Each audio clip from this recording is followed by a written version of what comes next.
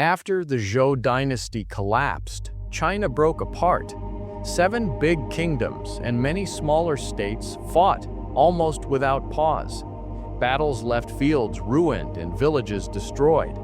People ran from the fighting, leaving their homes behind. Bandits and hunger took over the countryside. In places, so much blood was spilt that the rivers ran red. The old way of life, built on rituals and family ties, seemed to have vanished. He saw the trouble as more than failed politics. To him, it was a deep moral and spiritual crisis. Rituals once done with care were now just for show, or twisted by warlords for their own gain. The idea of Ren, kindness, and humanity almost faded away. People stopped trusting each other. Respect for parents and elders became harder to hold on to when families were scattered or starving.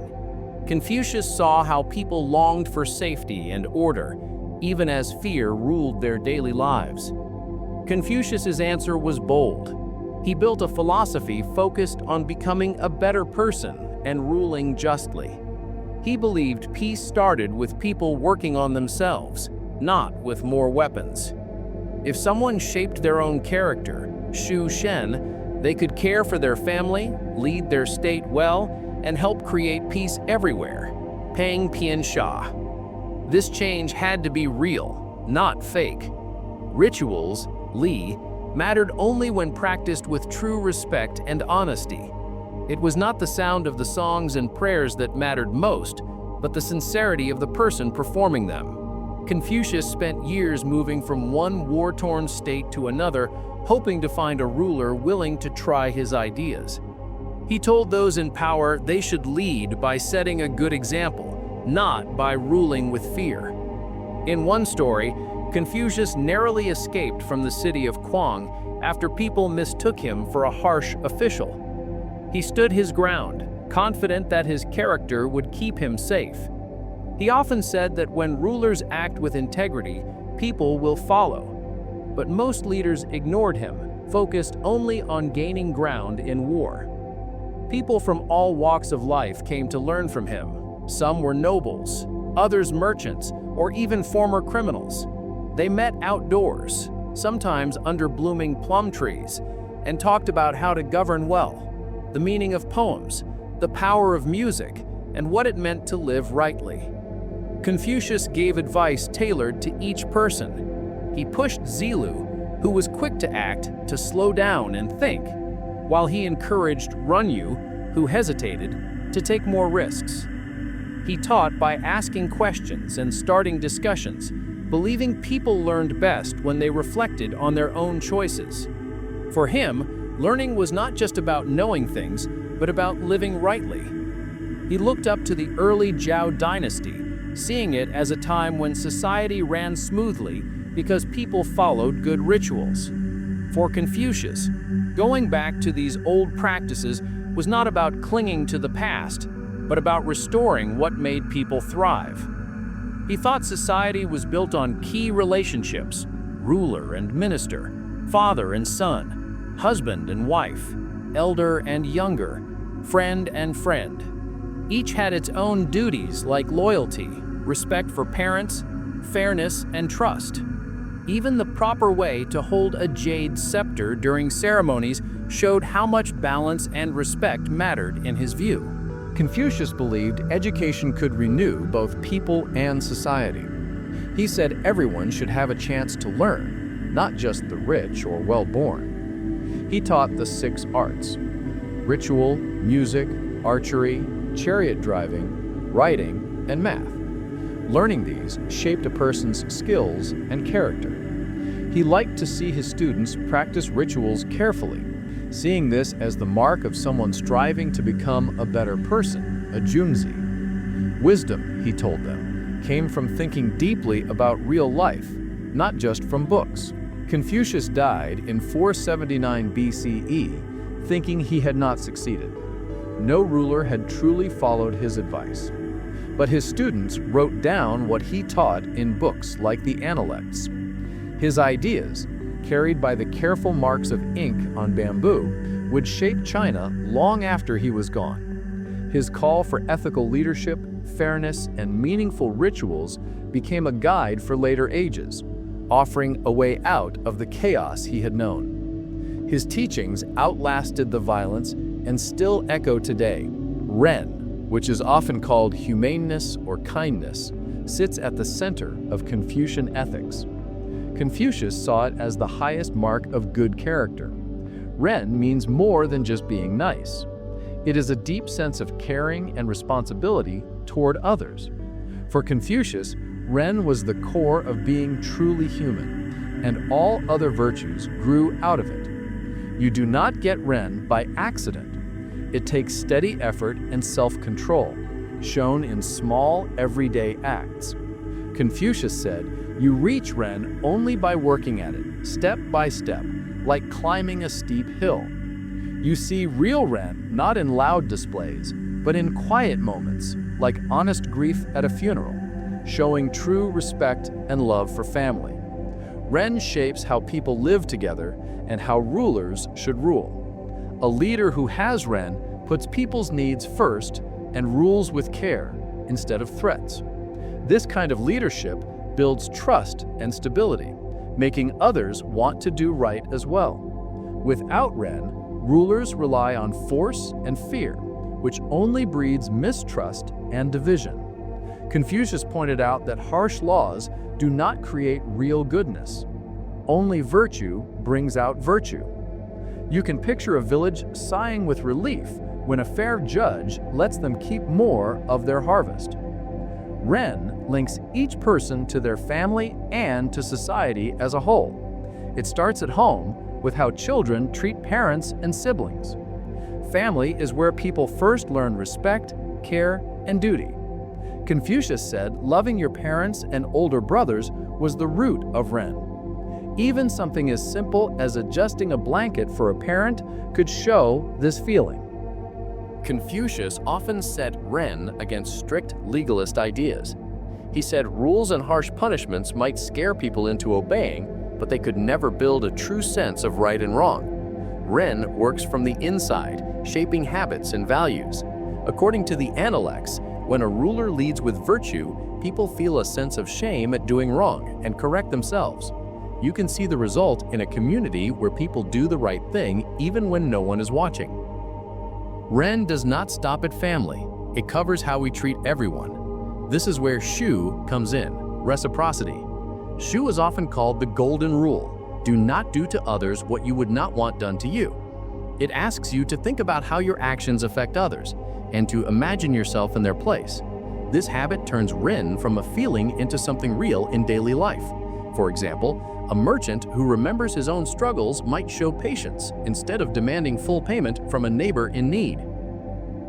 Li, or ritual, gives Ren a shape in society.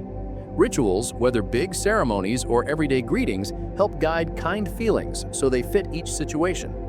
Without ritual, good intentions can turn awkward or even cause trouble. Without Ren, ritual loses its meaning and becomes empty habit. The two need each other, like thread and pattern in a fine cloth. You can see this balance in a formal tea ceremony, where every move is careful but never cold. Ren grows through actions marked by Zhou, doing your best and staying dedicated, and Sin, keeping your word and being honest. Zhou means giving your full effort, especially in your duties. Sin means being trustworthy, so your actions and promises match. These make Ren something people can rely on. Think of a farmer up early, working hard for his family and neighbors. But Ren is not just soft-heartedness. It takes judgment. Sometimes, being truly humane means making tough calls for the greater good, or standing up for what is right, even if it is risky. The Junzi, or noble person, lives out Ren, but also has the sense to know when to balance kindness with fairness or courage. Confucius knew that real Ren sometimes means speaking up to a ruler, even if it brings trouble. You might picture a scholar risking his career to correct a ruler's mistakes. Ren is the root of all other Confucian virtues. Righteousness, ritual, wisdom, and trust all depend on it and gain their meaning from it. If you remove Ren, these other qualities lose their real value. The Analects say Ren holds everything together, like the way proper music brings harmony to a ceremony. Learning Ren never really ends. It takes steady effort, reading old texts, thinking about past examples, and reflecting each day on your own choices. Confucius told his students to keep checking themselves, saying, "Is humaneness really so far away? If I want it, it is already here." Even a quiet moment at the end of the day, thinking about how you treated others, is part of the work. In the end, Ren is about making human relationships better and society more peaceful. It is where ethical life begins and ends. When people root their actions in empathy, care, and steady effort, they help build a fair and lively community. Ren becomes real through the small, honest things people do for each other. Where mutual care shapes daily life, a community can thrive. You need a solid base before you can build anything that lasts. Before you help others or try to change the world, you have to put your own life in order. Personal cultivation is this quiet work, shaping your character, finding your purpose, and keeping your impulses in check. If you skip this step, your efforts to help others can fall apart or turn into acts that really just serve your own needs. When someone ignores their own inner issues, those problems often spill out onto others. You see it in a leader whose unchecked ambition erodes trust, or a parent whose own worries hold back a child. Real service starts from a sense of wholeness, not from what you lack. This kind of cultivation does not happen quickly or by accident. It takes steady, intentional effort, being aware of your actions, studying to understand more, and training yourself to respond thoughtfully instead of just reacting. Every small daily choice adds up. You develop patience, honesty, and kindness bit by bit. Think of the smell of ink as you read old books in a quiet room, or the effort it takes to stay calm when someone provokes you. Working on yourself means facing your own flaws and admitting where you fall short. This kind of growth asks for real courage, much more than just trying to improve your image. It changes your outlook, making you stronger and wiser inside. A calligrapher spends years practicing simple lines before moving on to more difficult designs. This careful training is what allows true skill and expression to come later. In the same way, working on yourself first means that what you give to others is real and reliable, not just for show. People trust someone whose actions are consistent, whose words match their deeds. Authority that comes from hard-won character, not just a title, is something others can sense right away. Actions carry a real sense of honesty when they come from deep inner work. When you tend to your own growth, the effects reach those around you. Someone with a steady spirit brings calm and honesty into the family. Children learn by example, not just by being told what to do. A spouse feels safe with someone who is steady and dependable. This kind of home gives everyone space to grow and learn responsibility. The peace and strength found here ripple outward. Families built on these habits create stronger communities, able to work together and help each other through hard times. Healthy roots support healthy branches. Trying to change society without first working on yourself usually fails and sometimes does harm. Zeal without wisdom turns into stubbornness. Ambition without ethics becomes abuse of power. History is full of well-meaning reformers undone by their own pride, impatience, or hidden motives. Helping society takes more than just a vision. It takes maturity, the willingness to listen, and the patience to build trust. These traits are shaped in quiet, personal work long before someone leads others. If you are unsettled inside, it will show in your actions and create more trouble in the world. Real contribution comes from a well-developed inner life, not from feeling forced or seeking approval. When you have clear purpose and real compassion inside, helping others feels natural. You respond to needs around you because it feels right, not to get credit or because you think you should. When action comes from this place, it has a deeper, more lasting effect than anything done out of duty or pressure. It is like water flowing where it needs to go. Quiet, steady influence grows out of this kind of authenticity. This is why working on yourself is the first and most important step before trying to help your family or the wider world. It is the patient shaping of your own abilities and character. When you are called to serve, what you offer comes from a strong, genuine place.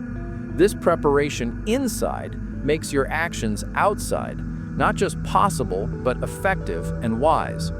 True skill and leadership always begin with what happens within. The rule, do not impose on others what you would not want for yourself, sits at the heart of mutual respect. It means everyone has the right to their own space, choices, and time. When people follow this rule, they keep relationships free from subtle power plays or outright control. If it gets ignored, you can feel the tension. Sometimes all it takes is the smell of old coffee in a tense meeting to show respect is missing. Imposing on someone can show up in many ways. Sometimes it is just dropping by someone's home without asking, or expecting someone to drop everything for your problems. It can be pushing your views or plans on someone who does not share them. Even small acts like these can leave a mark. They build up, creating an undercurrent of frustration. You can hear it in the quiet sigh of someone being asked for help they never offered. Respect grows when people make a real effort not to cross each other's lines. It means paying attention to where someone else's boundaries are and holding back, not out of fear, but because you care. You can feel this care in places where space is respected, like walking on cool marble in an empty gallery. When both sides follow, do not impose, balance forms. It becomes an agreement. I will protect your space just as I hope you'll protect mine. This turns relationships into places of trust instead of tension. Without that clutter of unwanted demands, things feel lighter. There's room to breathe, as if sunlight fills a room that's been cleared out. There is a clear difference between pushing someone and respecting their choice. Starting a talk with, "I need you to," can feel heavy and pushy, while saying, "Would you be open to?" or "Is now a good time?" gives the other person room to choose. One brings a sense of burden, the other a sense of shared respect and purpose. This rule also shapes how we talk to each other. If one person dominates the talk, never letting the other get a word in or expecting fast answers all the time, that is just another way of imposing. Real conversation means listening, letting silence happen, and letting the other person respond at their own pace. When this happens, the exchange feels natural and easy. Over time, if someone is always being imposed upon, it chips away at their sense of worth. They might grow distant, frustrated, or just start to avoid the person who does not respect them. What could have been a warm connection turns cold. Even eye contact becomes hard, as people pull away to avoid more demands. When people in a relationship make a habit of not imposing on each other, real trust grows. People feel free to share honest feelings, disagree openly, or just be themselves without worry. This kind of safety lets people get closer and work together better. Laughter comes easier when no one feels pressured or weighed down by hidden demands. You can see this clearly at work. If a manager sets deadlines without asking the team, stress and resentment build up. If coworkers pass off unwanted tasks, frustration grows. But when a group checks in about workloads, honors time set aside for focus, and asks before interrupting, everyone feels respected. Something as simple as keeping a shared calendar and actually checking it shows care for each other's time, not an urge to control. Among friends, this rule keeps things from getting draining. People can turn down plans without guilt, and when they do show up, it is because they want to, not because they feel pushed. Real friendship thrives when people feel free to say no or yes. The relief that comes when a polite "no thank you" is accepted is real. It is like a breath of fresh air on a hot day. In the end, "do not impose" goes beyond basic manners. It is real respect put into practice with every choice. It means stepping carefully around each person's right to decide for themselves. Love, friendship, and teamwork cannot be forced. They only grow where everyone feels safe and unpressured. This gentle restraint keeps our connections strong and smooth. Filial piety sits at the heart of how societies hold together, pushing back against forces that pull people apart or make them think only of themselves. By honoring parents and ancestors, people create webs of care that are stronger than any law. When this respect fades, families and communities tend to split into competing interests. The simple act of lighting incense at an ancestor's altar is a sign of these lasting, often unseen connections. Practicing filial piety shapes a person's character. It asks for patience and self-control, especially when parents grow old or have different views. It means setting your own wants aside for the good of those who raised you. When a child carefully feeds an aging parent, you see true discipline at work. These daily acts slowly build strong habits. Whole communities stay balanced when people put filial duty first. Respect for parents easily grows into respect for teachers, leaders, and traditions. It stops people from acting on impulse if it might shame the family. Social order comes not just from fear of punishment, but from a deep sense of loyalty. Even in a busy market, a heated argument might cool when someone reminds both sides of the respect owed to their fathers. This discipline also feeds personal growth. Learning to notice what a parent needs without being told teaches empathy and awareness. Trying to meet both family duties and personal goals sharpens the ability to manage time and priorities. The feel of an old hand held tight in support teaches more about mercy than any speech could. These skills matter in every part of life. Filial piety is a key stabilizer in society, especially during hard times. In disasters or war, families bound by duty look after each other first, holding things together when everything else is falling apart. These families act as small, strong units that keep core values alive. Records show that communities valuing filial customs often recover faster after trouble. On a personal level, filial piety builds deep ethical strength. When someone faces temptation, the memory of what they owe to their parents often has more power than abstract rules. The thought of letting down a beloved elder feels different from breaking any ordinary promise. This inner guide sticks with a person even in private. A student tempted to slack off may remember a mother's tired hands weaving late at night to pay for school and get back to work. Filial ties are mutual. Parents give a lot for their children, often trusting that care will be returned when they grow old. Children feel this sense of debt. This give and take leads people to plan ahead and share burdens.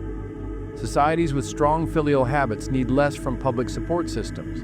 There is less conflict and more care. We shape who we are through steady, small acts of care. Listening with real attention to a parent's old stories, managing their health care, or keeping up family rituals, all these tasks take patience and effort. They chip away at self-centeredness. The gentle scent of herbs in a parent's room is a quiet sign of devotion that does not need to be shown off. Real dedication shows itself in persistence, not drama. Respect for parents shapes how people treat each other in the community. When problems involve elders, people often turn first to family values instead of the law, trying to restore balance instead of just punishing someone. Neighborhood mediators carry weight because others know they respect their own parents. If an elder is wronged, help comes not just from family but from others in the community who believe in this ideal. At its core, being whole starts with fulfilling these deep duties to family. Knowing you have done right by your parents brings a quiet sense of peace and connection to those who came before you. This inner steadiness reaches out into everything else you do, making you someone others can count on. The calm that comes from being grounded in family responsibility often inspires others to do the same. In this way, filial piety acts as a balancing force. Real stability, both for individuals and for the larger group, depends on this lasting respect for those who came before. It shapes good people and holds society together, generation after generation. Lifelong learning does not come just from gathering new facts. Its real strength comes from returning to what we already know, reviewing old lessons, ideas, and experiences. This habit of going back to basics keeps growth alive. If we skip this, our thinking becomes stale, and we miss out on real insight. True progress depends on this steady cycle of checking and rechecking our roots. Think of a musician who plays the same scales every day. Each time, they notice something new. A finger presses too hard. A note rings clearer than before. Even a simple C major scale can teach something different under a careful eye.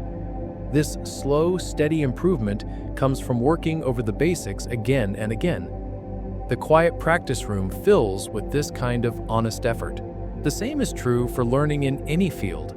Coming back to main ideas or classic books, we see things we missed before. What seemed obvious years ago might now look different. We spot hidden assumptions or see new connections. The feeling of turning worn pages or rereading old notes helps make this process real. It is like digging through old layers to find what is useful now. Organizations need this too. If teams never review old systems or past results, things become stiff and out of date. Looking back at past wins can remind people what worked before. Even more, studying failures gives the clearest lessons. A brief note in an old meeting log or a faded spreadsheet might hold the key to understanding where a plan went wrong. Sorting through these old records can teach lessons today's tools might miss. Take, for example, an engineering group who re-examines a product that failed years before. They dig up old sensor data and lab notes, discovering a design weakness missed the first time. The real-world conditions turned out to be the problem, not the materials themselves. That careful, sometimes dusty search led to better solutions in the next version. This same approach helps in personal growth. Looking back at past choices, journals, or letters, we see how we have changed.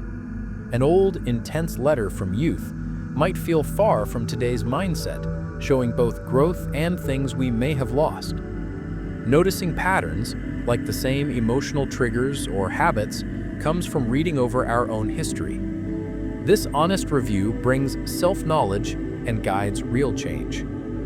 Teaching others makes this process even clearer. When we explain basics to someone else, we see what we really understand and where we are shaky. A student's confused look can reveal what we need to relearn. These moments push us to rethink and strengthen what we know. In this way, teaching turns into one of the most powerful forms of learning. Real growth does not move in a straight line. It moves in a spiral. We keep circling back to what we already know, but each time we see it with fresh eyes. By reviewing old lessons, we set ourselves up to understand new things more deeply. This practice turns facts into real wisdom. If we skip this step, progress slows and eventually stops. To keep getting better, we have to keep working the ground of what we already understand. The smell of damp earth after rain reminds us that renewal always starts with tending the soil we have. Real education does more than fill your mind with facts. It teaches you how to think. If you only collect information without questioning it, you end up with a heavy load, but little real understanding. Confucius warned, learning without thinking is labor lost. The smell of books in a library hints at possibility, but wisdom comes only from reflection. Good teaching goes beyond just giving information. Teachers need to design lessons that make students analyze, compare, and judge what they learn. When a student debates a tough ethical question or looks at clashing historical accounts, they move past memorizing and start to really understand. The feeling of putting together a strong argument is like snapping a puzzle piece into place. Thinking deeply about what you learn turns you from a passive listener into an active thinker. Students learn to question sources, spot bias, and make careful decisions instead of just accepting what they hear.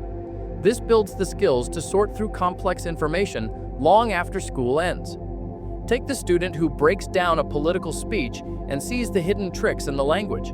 This kind of scrutiny helps guard against blind belief. Too often, schools focus on memorizing facts for tests, leaving little time for deeper thinking. Packed curriculums and constant pressure to cover material push out time for open discussion and doubt. The steady ticking of the clock in a classroom reminds everyone of this rush.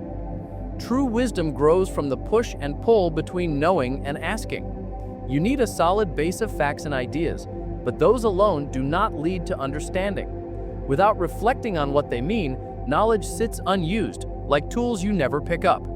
Having facts is not enough if you do not learn how to use them. Schools should make space for real questioning. Group discussions, Socratic questions, and writing that asks students to explain their thoughts help build the habit of testing ideas. When a classroom buzzes with debate, you know real learning is happening. History gives us clear warnings about the dangers of separating knowledge from judgment. There have been societies that made scientific advances while embracing irrational beliefs or using science to justify cruelty. Skill and knowledge without ethics can do real harm. Knowledge needs to be joined with moral sense. That is why teachers must help students grow both in skill and wisdom. The goal is to raise people who can find information, think it through, and act responsibly.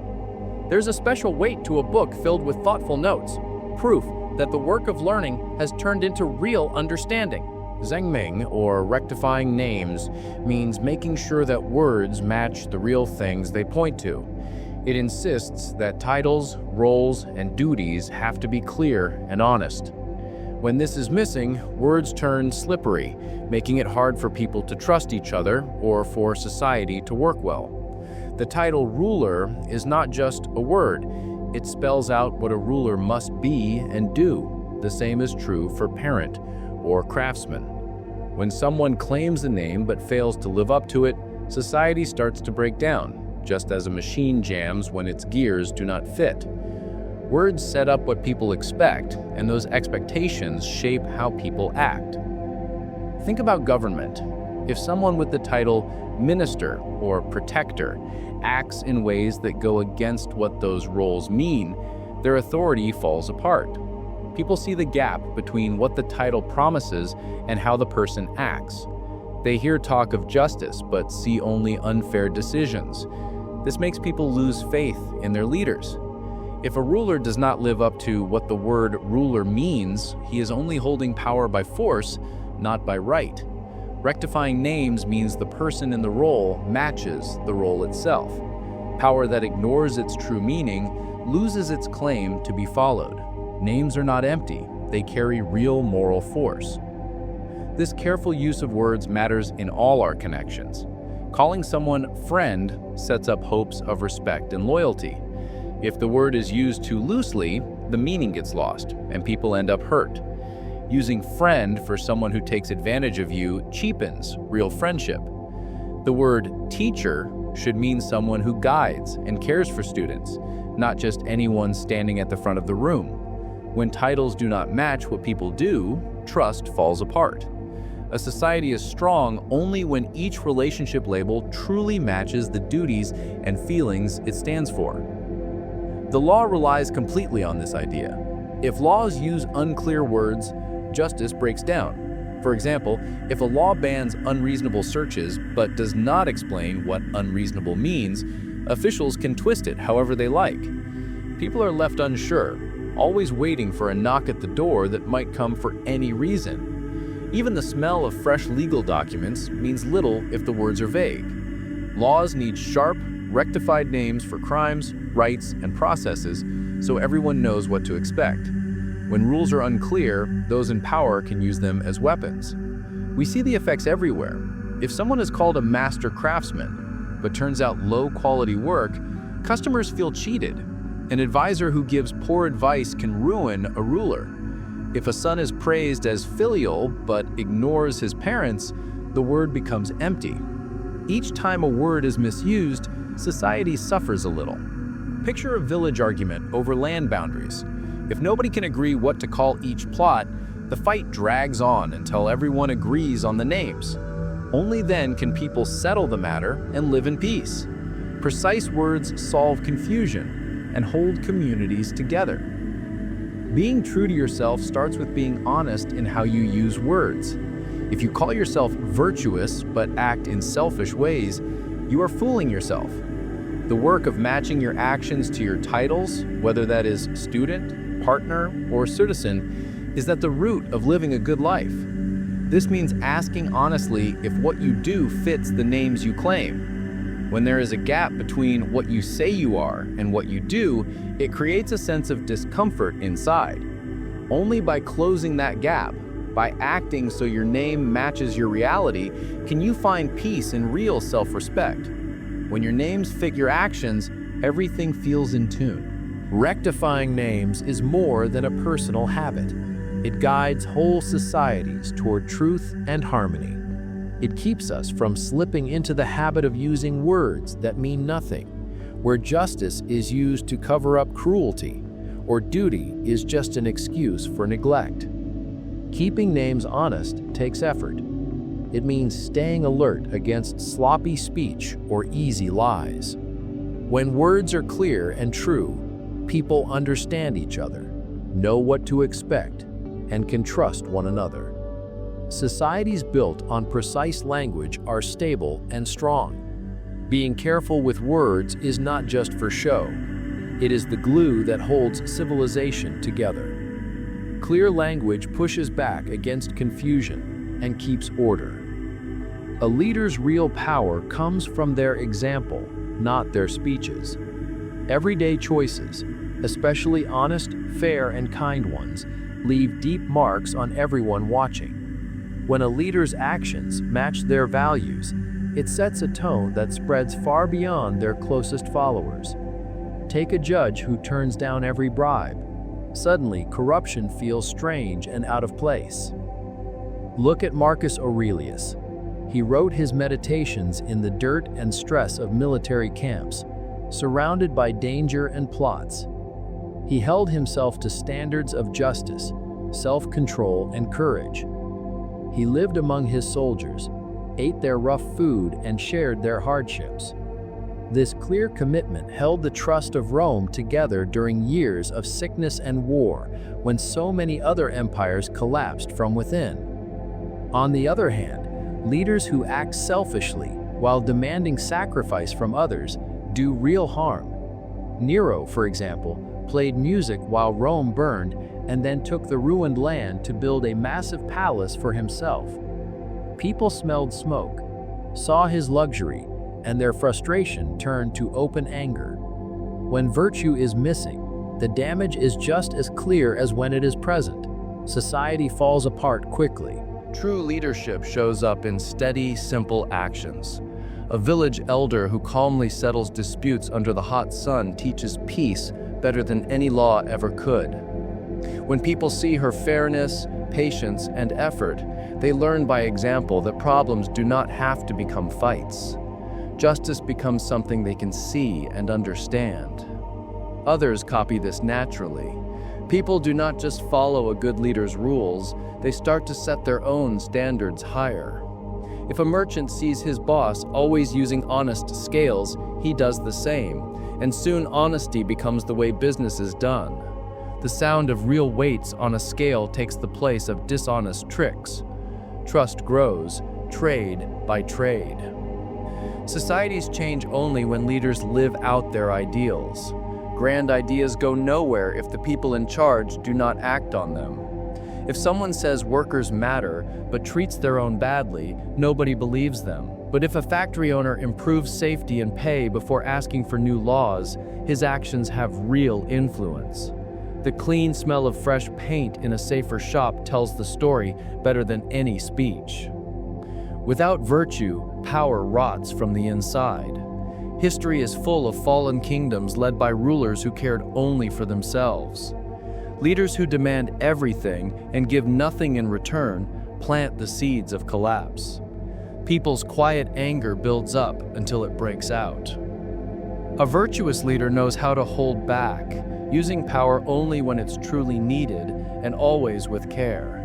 When a governor reviews a case personally and chooses mercy, you see the law serve real people, not just rules. Mercy becomes part of how things are done, not a sign of weakness. Change that lasts comes from leaders whose lives fit their words. Revolutions led by selfish or cruel people just trade one set of problems for another. Reform that sticks grows from leaders who act out what they believe. Think of a monk sharing the last bit of food during a famine, his own face thin, but still working side by side with others. His quiet grit and sharing give everyone strength. The scrape of his hoe in the fields is a real lesson in hope and shared work. In these moments, thrift and care become things to admire. Decency spreads faster than people think. When even one leader stands firm and refuses to bend to corruption, it can change everything. Others see the price that person pays, the lies told about them, the chances they miss out on, but they also see that person's spirit remain strong. This proof that it is possible to stay honest even under attack gives everyone else more courage. People start to hold their heads higher together. In the end, the spirit of a whole society tends to follow the example set by those at the top. If leaders are greedy or bitter, people end up just looking out for themselves, trust disappears, and everyone just tries to get by. But when those in charge act with real fairness and care, the same qualities take root among the people. They help build not just systems that work, but real community. This kind of change comes quietly and runs deep. Once it takes hold, it is hard to undo. Real leadership means more than just making sure people follow rules. It grows where leaders set an example that others want to follow, not because they are forced, but because they respect what they see. When leaders are honest and show true character, people naturally want to do right by them. Punishment and rules become backup tools, not the main force holding society together. People act well out of respect, not fear. This kind of guidance lasts longer than any threat. You can feel the difference: dusty, unused law books in the corner, while real unity grows from shared values. Relying only on laws and punishments is risky. Laws step in after something goes wrong. They fix damage instead of preventing it. They only work if people are caught and if the threat of punishment feels real. But these systems can be dodged or corrupted. When a community runs only on fear of penalties, bitterness and distance set in. People focus on avoiding trouble, not on building trust. The slam of a prison door becomes too common a sound. Laws set a floor, not a ceiling. They stop the worst, but they rarely lift anyone to do better. Ethical leadership, on the other hand, persuades from within. It speaks to conscience, so people start to do the right thing because they believe in it, not because they have to. When leaders live out fairness, patience, and care day after day, these qualities sink in with those who watch. People copy what they see, often without thinking. This kind of example melts away coldness and suspicion. People stop acting out of fear and start aiming higher, seeking approval from someone they truly respect. In a place where this happens, doing the right thing feels natural and even noble, something you want to do, not just what is expected.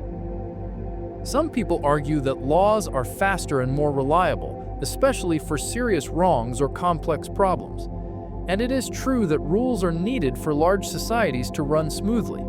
But when rules become the main way of holding things together, it usually means something deeper is missing. The strongest, healthiest societies combine clear laws with a strong culture shaped by leaders who live out their values. Look at the long history of Confucian influence in East Asia. Good government was thought to start with the ruler's character, not just the rule book. Law gives order, but ethical influence gives meaning and direction. To make this work, Leaders need to be solid at their core. They have to match their words and actions completely. No hidden motives, no shortcuts for power or comfort. This takes self-control and the willingness to turn away from easy gains that could ruin trust. Such a leader becomes a daily example for everyone. Their life, even in small details, teaches more than any speech could. People are drawn to this kind of honesty without being told. They feel at home and inspired to do better. It takes patience too, as no one is perfect, but a leader who encourages steady growth, not just quick results, draws others in naturally, like a warm fire on a cold night. Real strength in leadership comes through real change, not just control. Punishments can make people behave for a while, but they do not build true commitment or inspire people to work together willingly. They only deal with the surface problems, not what causes them. Ethical leadership, on the other hand, changes how people think and relate to one another. It builds trust, respect, and a shared sense of purpose that no law can force. People start to look after each other and the common good, guided by values they have learned from those they respect. The need for strict rules fades as people begin to guide themselves. Authority moves from forcing people to lifting them up. The strongest roots are unseen, and their power is hard to measure. True authority is quiet. It does not shout orders from above, but settles in through steady, visible example until it becomes part of how everyone thinks and acts. Laws remain important tools, but they are blunt and basic. Moral leadership is more skilled. It shapes the use of laws with understanding and restraint, helping a community grow in real harmony. This kind of influence lasts longer than any law book or courtroom verdict. It lives on in the habits and character of the people, creating a deep, lasting sense of peace. Wisdom means knowing how to choose the right path, not just having lots of facts or quick answers. It comes from stopping to think things through, measuring choices against what is right, what might happen, and being honest about your own motives. You can almost feel the tension in the air before a big decision. Quick choices are tempting, but true wisdom takes its time and looks closely. The process starts with a pause. It is a refusal to let strong emotions or urgency push you into action. This quiet moment lets you see the whole field before you move. Each option has its own texture. Some seem easy on the surface but hide trouble underneath. Wisdom does not mean getting stuck and never acting. It means facing tough questions head-on and not reaching for quick fixes. A wise leader, staring at a profitable but unfair contract, will feel the urge to act, but wisdom forces her to face what she might lose by choosing the easy way. Part of wise decision-making is asking hard questions. Who is speaking the loudest in your mind? Is fear running the show, or is it careful thinking? Wisdom means checking your own assumptions, testing where information comes from, and listening for quiet but important insights that might get drowned out. It is slow work, like kneading heavy dough. Only after this hard thinking can you compare options against a solid sense of what is right. Emotional control is also key. Strong feelings, anger, fear, excitement, can blur your vision. Wisdom does not ignore these feelings, but it does not let them drive the decision. Staying calm, even in tough moments, lets reason guide the way. Sometimes, holding a simple object like prayer beads can help keep focus. A judge angry at a terrible crime needs to calm down before making a fair ruling. Wise choices also look beyond the self. What effect will this choice have on others, on the community, down the line? Wisdom means lifting your eyes past the short term to see the bigger picture. It weighs the impact on fairness, legacy, and harm that is not obvious right away. The smell of wet earth after rain can remind you that all things are connected. A policy made for quick profit might cause pain elsewhere that nobody noticed at first. Not every choice comes with a clear, right answer. Wisdom knows how to work with uncertainty. It gathers what light there is, makes the best call, and stays ready to adjust if things change. The doctor, faced with a rare illness, acts on what is known, makes a careful guess, and stays open to new facts. This kind of humility is the opposite of arrogance. When you make choices after true reflection, the result is action that matches your deepest values. These decisions bring less regret and more peace. They show who you really are and build trust around you. Watching someone act after careful thought is like watching a skilled craftsman at work. Every move has meaning. A leader who chooses unity over popularity after much listening and thought brings real stability to the group. Growing in wisdom takes work.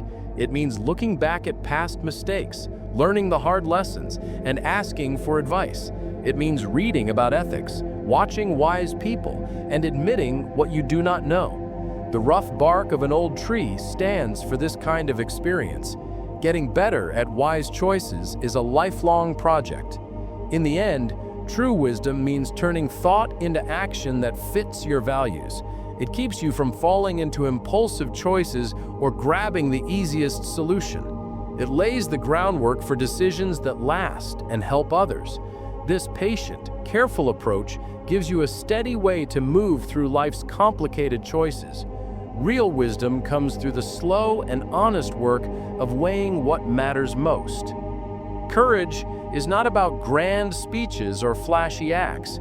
It shows up in the small, steady choice to do what is right, even when every part of you wants the easier path. Real courage steps forward when your conscience tells you to do one thing and comfort calls you to do another. It is not the absence of fear, it is action taken even when your hands shake and your heart pounds.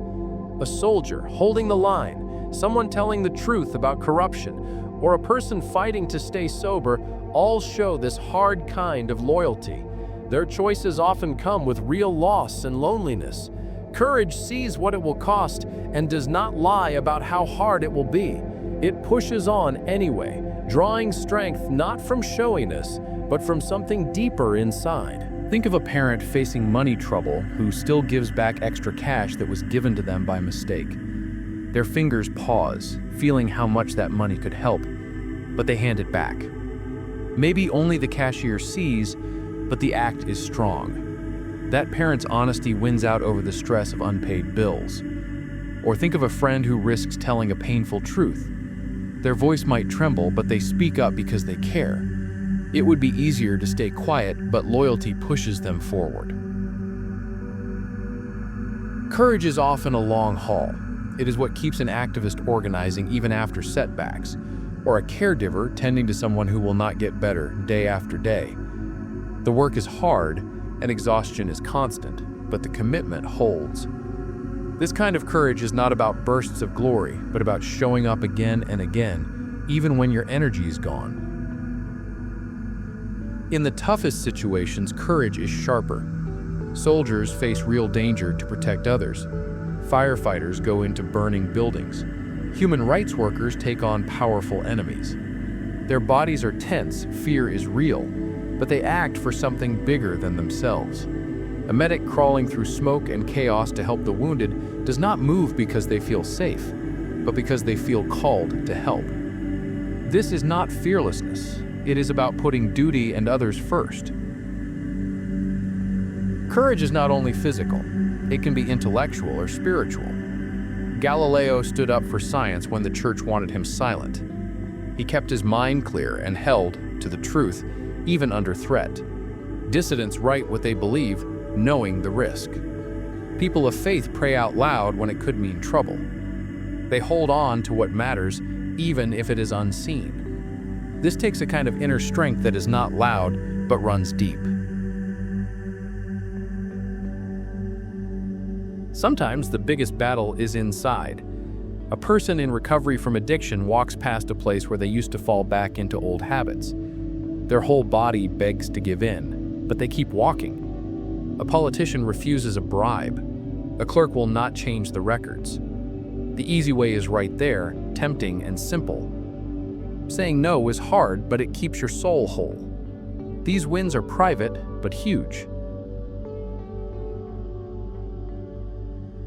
True courage does not come from rashness. It comes from clear eyes and steady principles. Courage looks at the risk, understands it, and acts anyway, choosing what is right over what is easy. This strength is quiet, more like a glowing ember than a firestorm, but it lights up what is dark and hard. History remembers the big moments, but everyday courage keeps communities together. Each honest act builds up trust and decency, holding society together in ways we rarely notice. So, courage is not comfort. It is sticking to what matters even when bending would be easier. It is the steady hand, the voice that does not go silent. Real courage grows in tough times, proving that choosing what is right, even when it's hard, creates an unbreakable spirit. The way is not easy, but it is worth it. The superior person builds a solid center of moral strength, holding steady as life changes around them. This inner strength shows up in everyday choices as they act with honesty and principle, no matter the situation. Their actions are reliable, not because they refuse to change, but because they follow a sense of right and wrong, yi, that goes deeper than their own wants. Like the faint smell of plum blossoms in winter, their steady virtue stands out quietly. They seek harmony in their dealings with others, always aware of themselves and those around them. They look for balance, Zhou, never swinging too far in any direction. They speak with care, choosing words that are honest and thoughtful, which builds trust without needing to impress. When they listen, they pay attention not just to words, but to what is left unsaid, noticing what others need. No passing pressure or moment of temptation can easily shake their resolve. If asked to bend their values, they say no, calmly and firmly, like a stone settling to the bottom of a pond. Money or social standing does not change their mind.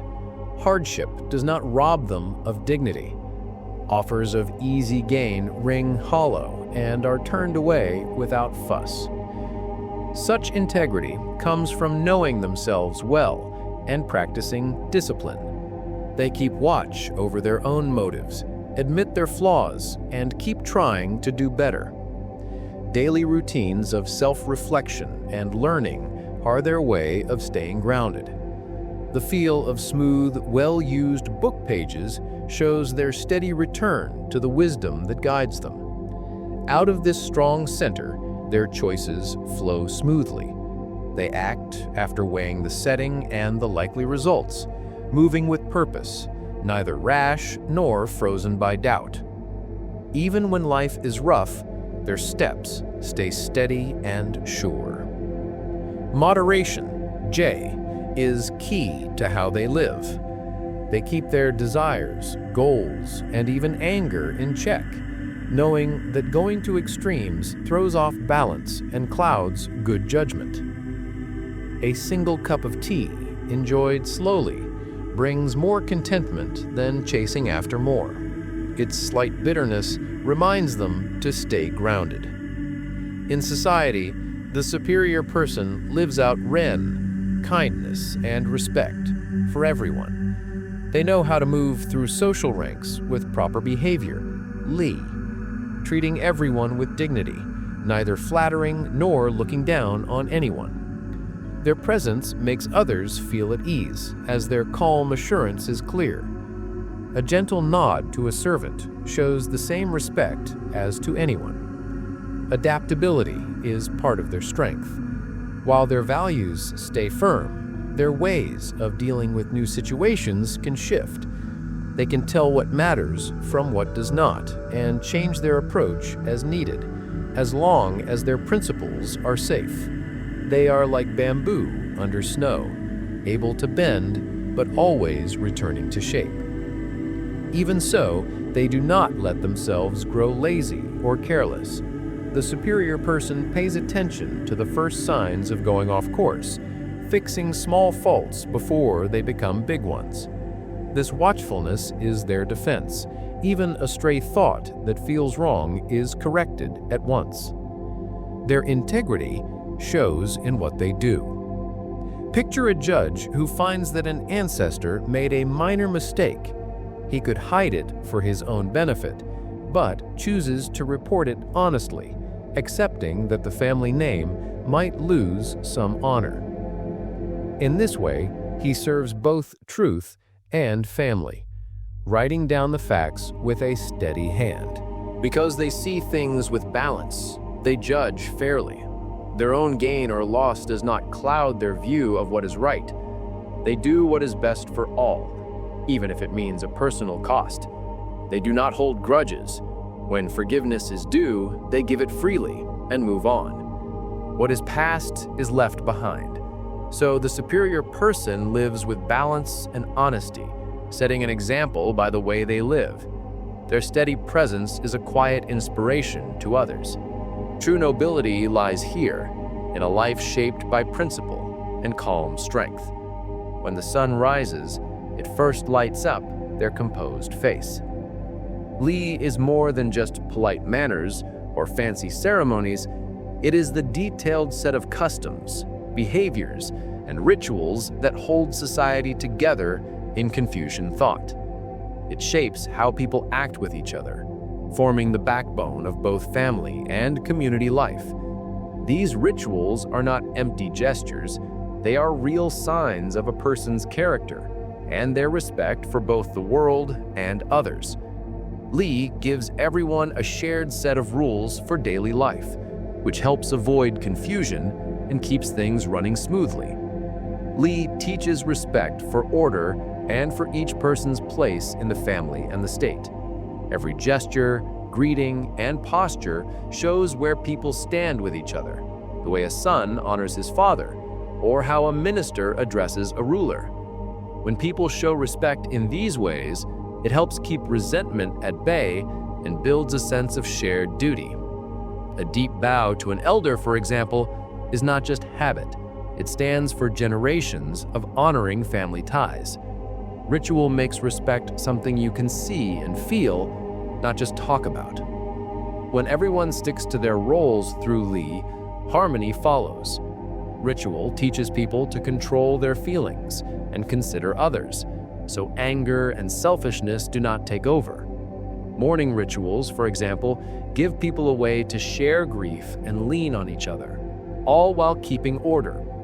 Family gatherings to honor ancestors help tie everyone together, reminding them of shared history and responsibility.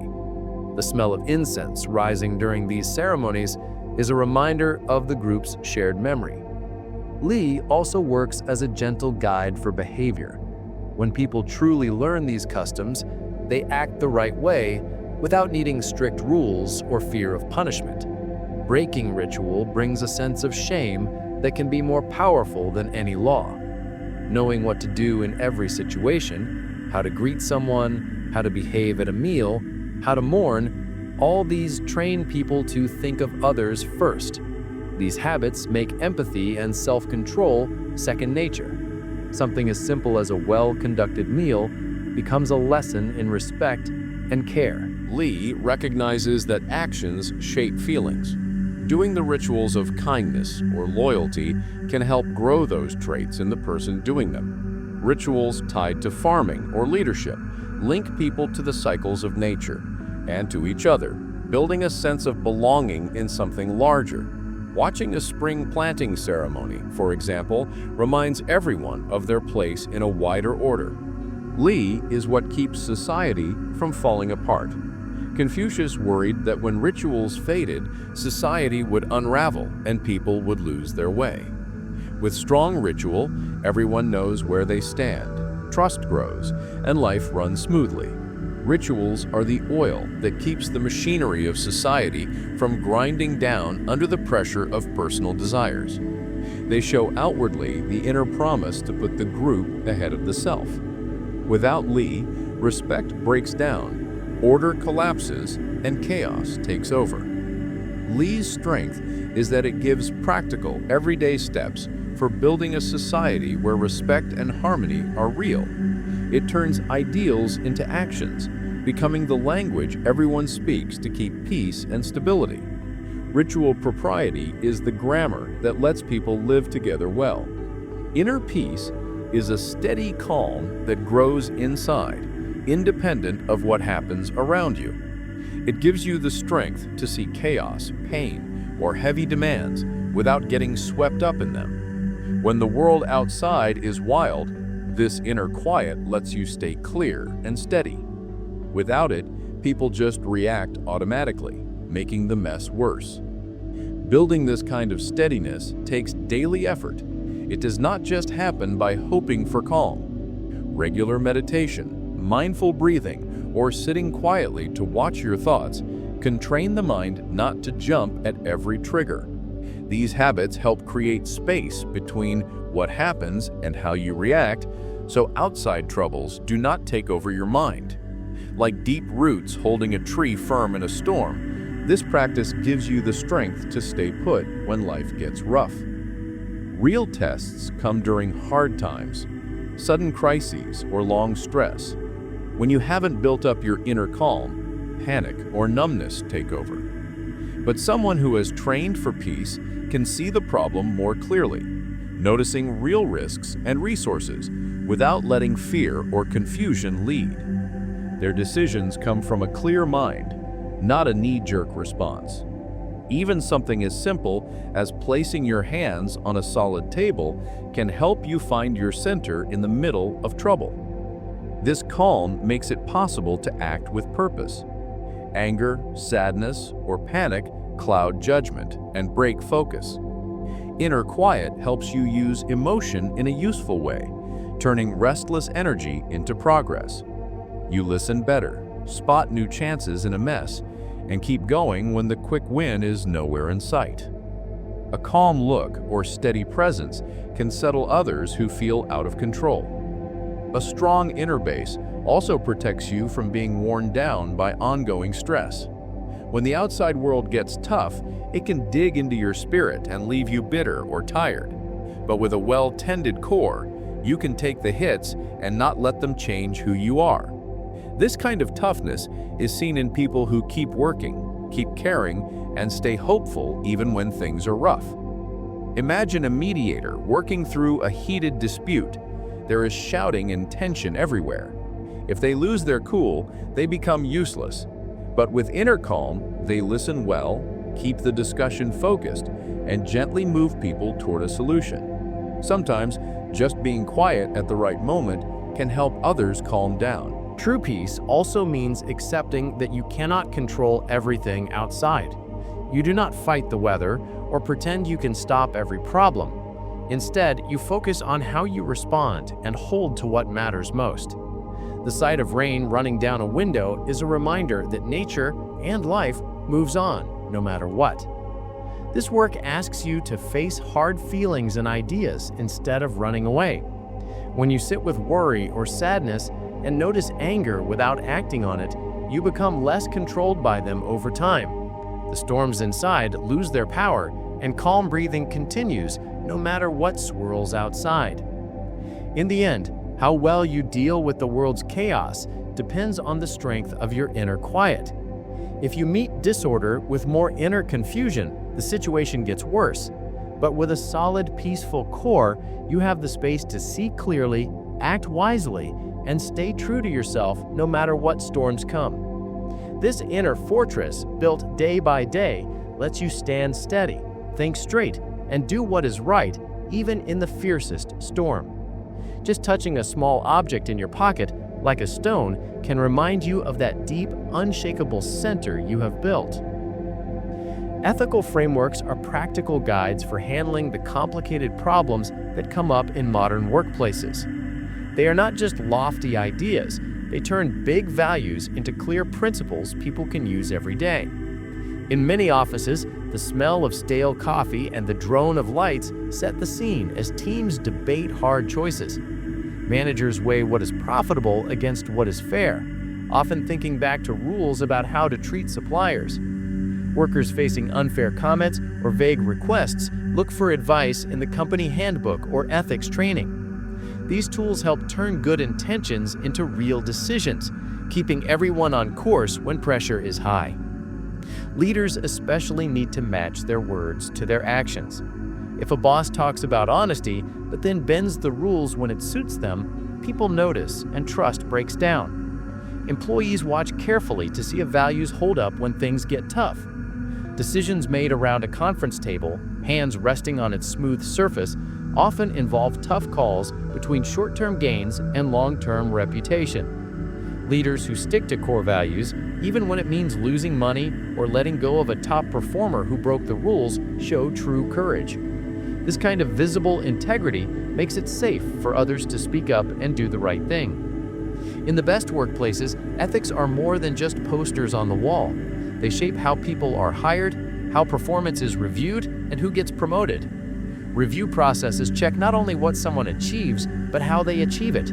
Did they act fairly and with care, even when under pressure? Training goes beyond legal boxes to tick, putting people in real-life situations to practice ethical thinking. The relief felt by a team after sorting out a tough problem the right way is a sign of a strong ethical culture. There are several big frameworks to help guide these decisions. Utilitarianism asks what action will help the most people and hurt the fewest. Deontology says you should stick to your duties no matter the outcome. Virtue ethics wants you to act as a good person would. Justice theories focus on what is fair for everyone. Most people do not rely on just one idea. They mix and match, knowing real problems are complicated and need thoughtful judgment. A spreadsheet showing big savings from a questionable source demands this kind of deep, careful thought. Imagine a company that finds out its overseas supplier is using child labor. The person in charge has to choose: cut ties and risk layoffs at home, or keep buying and look the other way. Ethics require digging into the facts, being open with everyone involved, and looking for new, fairer suppliers, even if it costs more. They also mean helping the affected children, if possible. The choice might hurt in the short run, but it builds the company's reputation and draws in investors who care about doing the right thing. Everyday choices matter just as much. Sharing private information overheard in the lunchroom breaks trust. Taking credit for someone else's idea breaks down teamwork. Skipping safety steps to save time can put lives at risk. Ethics help people choose to do what is right, like disagreeing respectfully, admitting mistakes, and lending a hand with no strings attached. Over time, these small choices shape the feel of a whole workplace. Lasting success now depends more than ever on clear ethics. Shoppers are picky about which brands they support. Good employees want to work somewhere with real purpose. Investors check not just profits, but how companies treat people and the planet. Laws keep tightening, and the cost of making the wrong choice can be huge. Companies that build ethics into every part of what they do earn trust from everyone, customers, workers, and investors alike. That trust keeps business strong over time. Shortcuts might seem tempting, but they always come with a price: lost trust, lawsuits, and falling morale. Real, lasting success comes from paying close attention to ethics every day. Our place in nature is not a ticket to use it as we please, but a serious duty to care for it. We are part of a living network. Air, water, soil, and all creatures connect and support our lives. If we break these ties, we feel the results in poisoned water and quiet, lifeless springs. Real stewardship means recognizing our deep link to the world and acting in ways that support the whole. The smell of rain on dry ground reminds us how easily these cycles can be thrown off. This responsibility is not just for our own good, but also for those who come after us. We are caretakers, not owners. If we use up the soil or wipe out a species, we steal from future generations and deny them what we ourselves received. Thinking about fairness across generations is at the heart of good stewardship, urging us to act with restraint and to restore what we can. Holding a handful of thin, worn soil shows what is lost when we ignore this trust. Many indigenous cultures have always seen the land as family, not as property. Traditions like the Haudenosaunee 7th generation rule or Australian songlines show a sense of connection that reaches through time and space. In these views, hurting the land also hurts the people, past and present. Today's best efforts to protect the planet learn from these traditions, shifting from simple management to deep respect and participation. A song sung to welcome the salmon run captures this spirit. Taking care of nature shows up in everyday choices too, saving water, buying food grown in ways that restore the earth, and thinking about how what we buy affects people in places far away. Picking local seasonal food cuts waste and pollution from long trips and strengthens the local environment. The taste of a crisp carrot just pulled from nearby soil is a small proof of this better way. Big solutions work the same way. Looking after a river requires people upstream to think about those downstream. Everyone is part of the same flow. Keeping bird migration routes safe depends on nations working together, tying far-off places into one effort. These are examples of stewardship that goes beyond borders, shaped by how nature really works. The cry of a bird crossing a continent links people and places that might never meet. At its heart, caring for the earth means seeing our true place, strong but never separate. It means giving up control for its own sake, and learning to tend and respect what sustains us. Our well-being is tied to the health of the planet. This duty asks us for wisdom, humility, and action that lasts. Walking through an old, cool forest, you can feel that we are just one part of something much bigger. Confucian humanism, with its focus on values like benevolence, Ren, and ritual, Li, gives people practical ways to bridge gaps between cultures. These ideas speak to everyone's need for respect, harmony, and doing what is right. By focusing on how people treat each other in real life, not just in theory, Confucian ethics offer common ground where people from different backgrounds can find connection. Recognizing the basic worth of every person is the foundation. Often, cross-cultural talk breaks down because people show shared values in different ways. Confucianism stresses that true kindness is shown in what you do, not just what you say. When people from different places see real acts of care, it builds trust that words alone cannot. A simple, honest gesture, like helping someone without being asked, shows shared humanity, even if people do not speak the same language. Small signs of respect, such as a careful bow or formal greeting, help set the tone for trust. Ideas like reciprocity are especially useful. Do not impose on others what you would not want for yourself is a guide that works anywhere. This focus on mutual respect keeps conversations from turning combative or self-centered. It invites people to listen and seek understanding, rather than just defend their own side. Confucianism also helps people see and respect different social structures through the idea of rectifying names, Jingming. It reminds us that things like filial piety, xiao, might mean a lot in one culture, while group responsibility matters more in another. Knowing this helps people avoid misunderstanding and encourages patience. Watching someone show deep respect for an elder, for example, shows how much hierarchy or tradition shapes daily life. There is a hopeful spirit in Confucian thought, especially in the idea from Mencius, that people are naturally good. This optimism can keep conversations going even when things get tense. Believing that others have the potential for kindness, even if it is hidden, helps people stick with hard talks and build trust over time. Stories and shared references also help. One diplomat, for instance, used a classic Confucian story about a child in danger near a well to remind everyone of shared human instincts for compassion. This changed the mood from suspicion to a sense of shared care for the greater good, letting people move forward together. Rituals matter too. Confucian forms, special greetings, gift-giving, formal words signal respect even across language or cultural barriers. Trying to follow these customs, even if imperfectly, shows genuine effort to honor others and build a strong foundation for real dialogue. A gift presented with care often does more than words alone. Harmony in Confucian thought does not mean everyone has to be the same.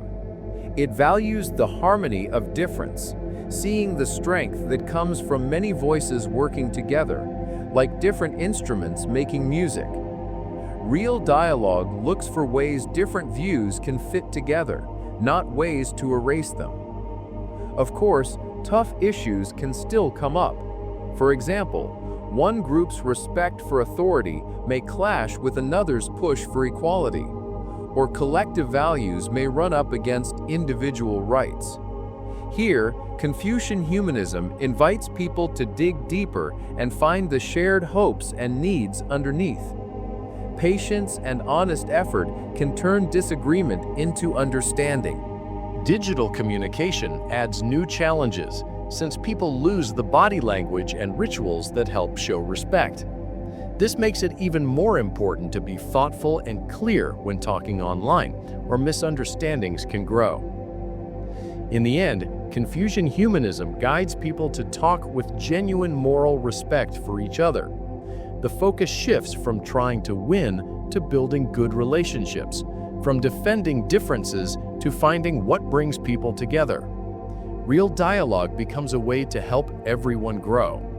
Like steam rising from shared tea, understanding quietly grows between people who meet with respect. Confucian thought offers a vision of human life built on deep respect, careful self-cultivation, and real responsibility towards others, society, and the wider world. Its principles are not abstract ideals, but living habits, practicing kindness, honoring roles, thinking before acting, and seeking harmony through disciplined ritual and steady character. At the heart is the belief that every person shapes not just their own life, but the spirit of the community around them. True integrity, quiet courage, and thoughtful balance become daily acts that knit families, workplaces, and whole societies together.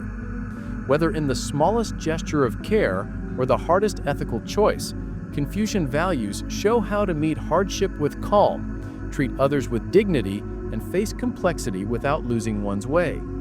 In a noisy, divided world, this tradition calls us to steady our hearts, root our actions in genuine respect, and build a common good that endures. It is a way of life that, at its best, makes possible a flourishing world where virtue, justice, and peace grow from the inside out.